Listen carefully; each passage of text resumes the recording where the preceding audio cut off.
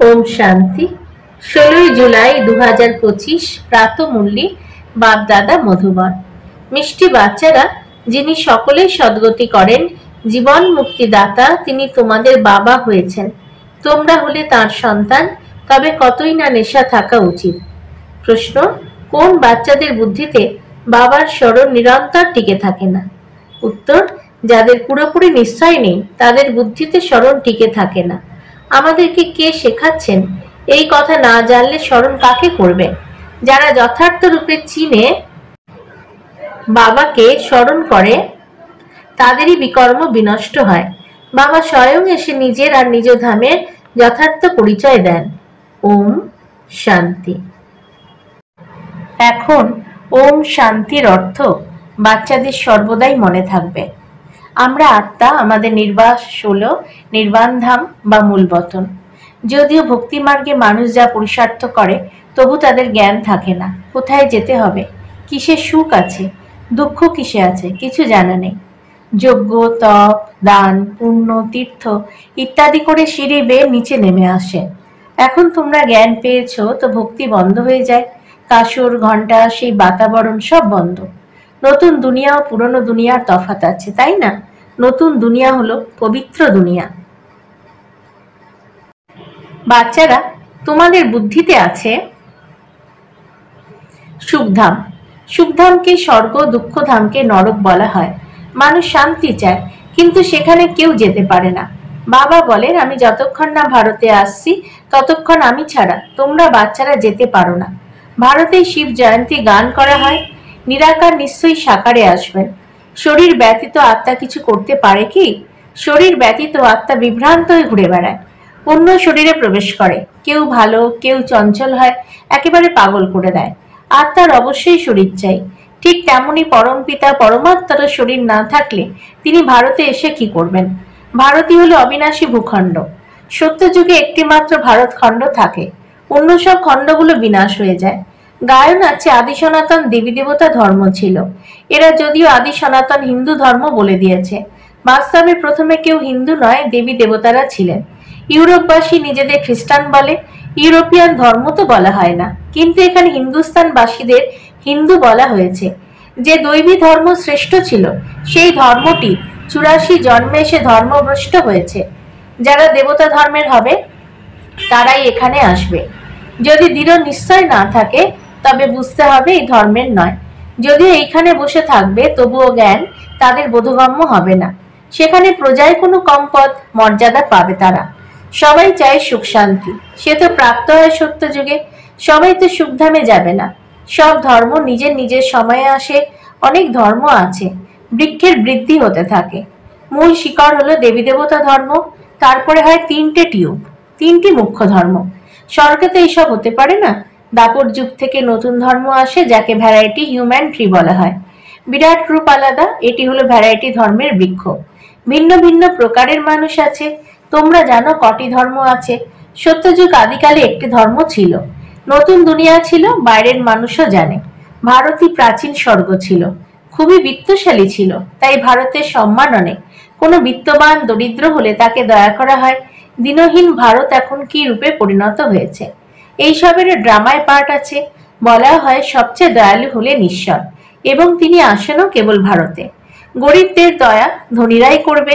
বাবা হলেন অসীম জগতের বিত্তবান, উঁচু থেকে উঁচু স্থান প্রদান করেন তিনি। তোমরা কার সন্তান হয়েছ সেই পরিচয় নেশা থাকা উচিত। পরমপিতা পরমাত্মা শিবের আমরা সন্তান।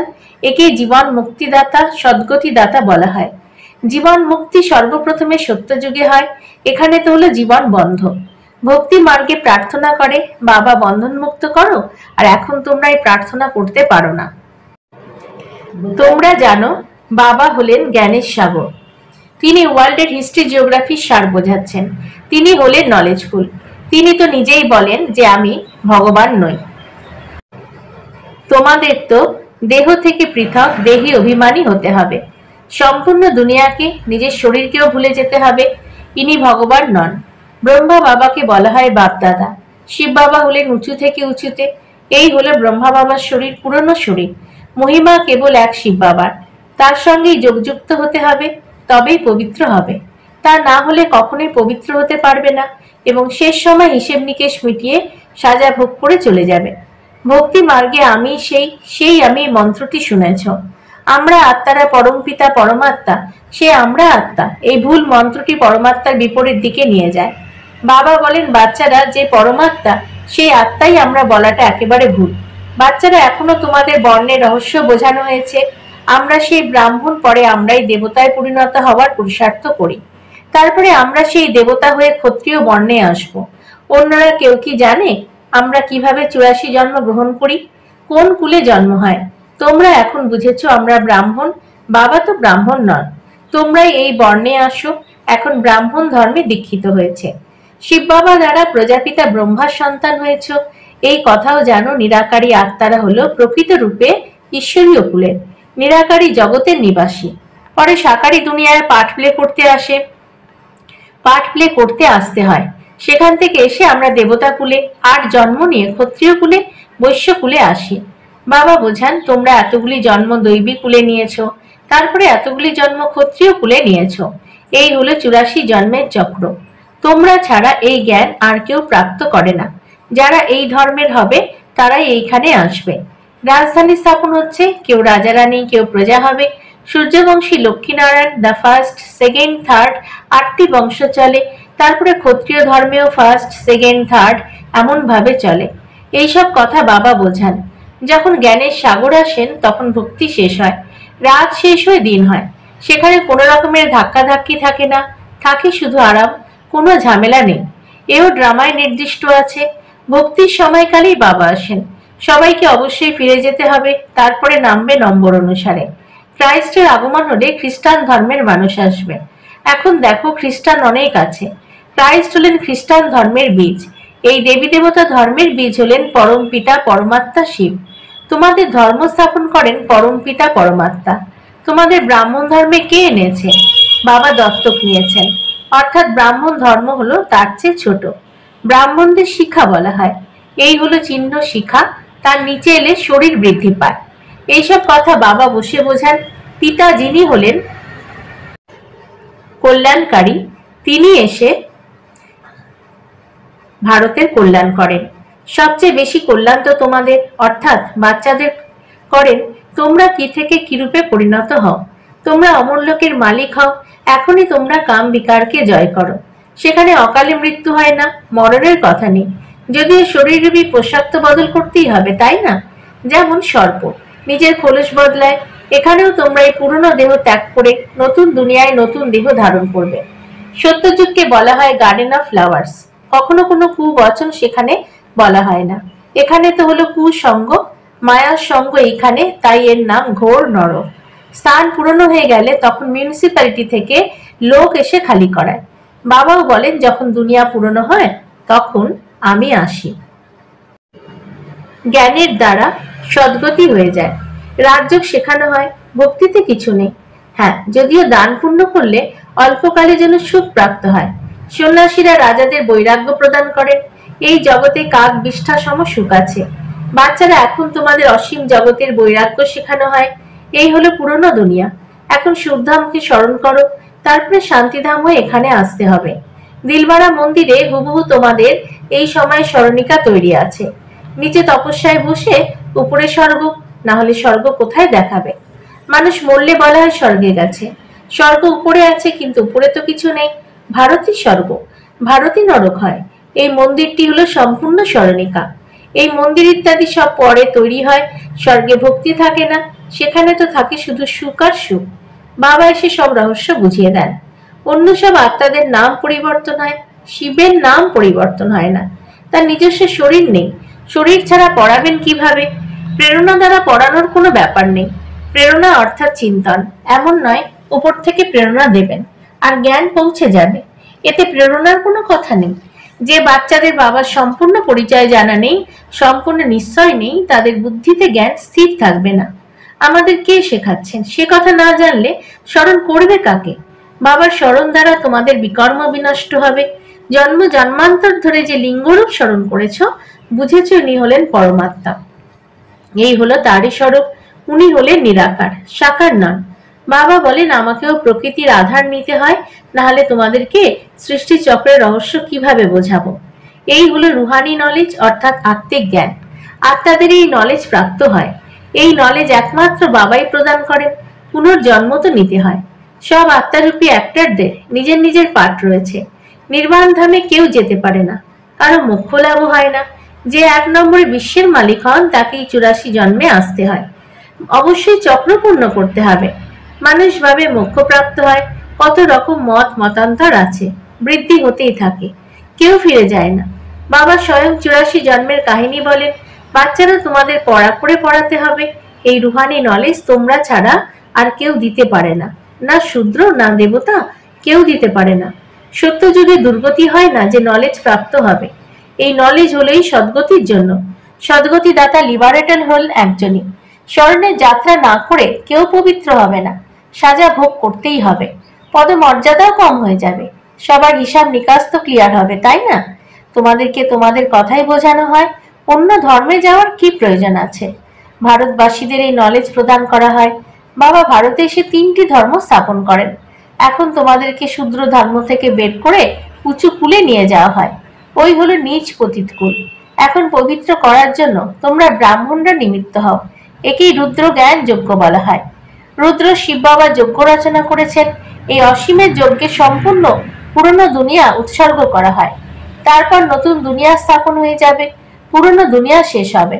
তোমরা এই নলেজ প্রাপ্ত করো নতুন দুনিয়ার জন্য। দেবতাদের ছায়া পুরনো দুনিয়াতেও পড়েও না।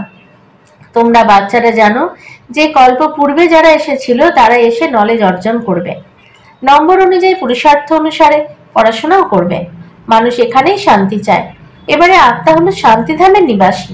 তবে এখানে শান্তি হবে কিভাবে? এই সময় তো ঘরে ঘরে অশান্তি। রাবণের রাজত্ব কিনা?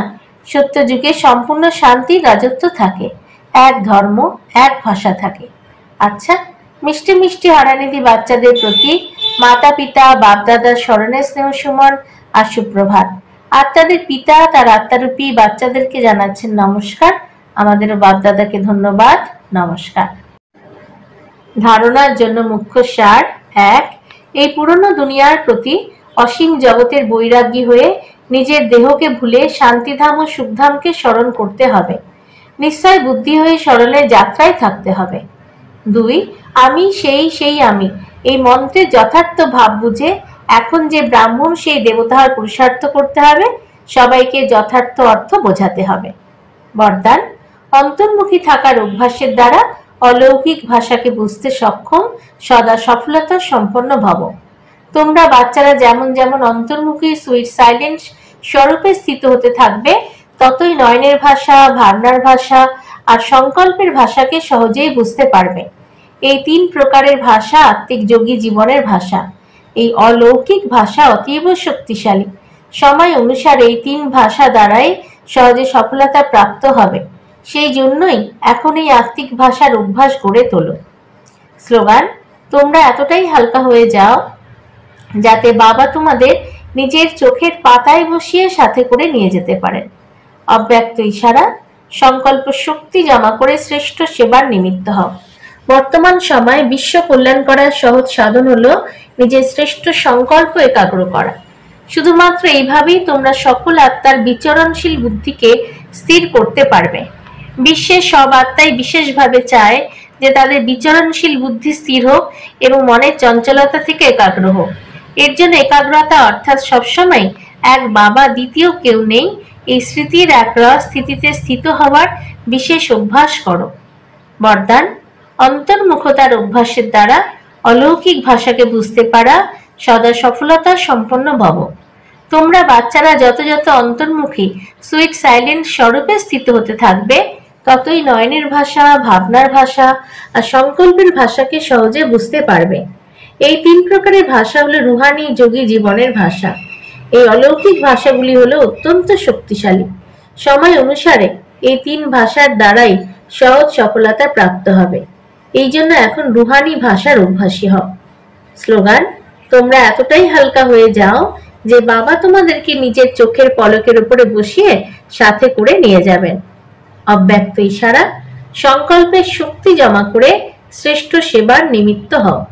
বর্তমান সময়ে বিশ্ব কল্যাণ করার সহজ সাধন হলো নিজেদের শ্রেষ্ঠ সংকল্পের একাগ্রতা। এর দ্বারাই সকল আত্মাদের উদ্ভ্রান্ত হওয়া বুদ্ধিকে একাগ্র করতে পারবে। বিশ্বের সকল আত্মারা বিশেষ এই আশা রাখে যে উদ্ভ্রান্ত হওয়া বুদ্ধি একাগ্র হয়ে যায় বা মন চঞ্চলতা থেকে একাগ্র হয়ে যায়। এর জন্য একাগ্রতা অর্থাৎ সদা এক বাবা, দ্বিতীয় কেউ নেই এই স্মৃতিতে থেকে একরস স্থিতিতে স্থিত হওয়ার বিশেষ অভ্যাস করো। ওম শান্তি।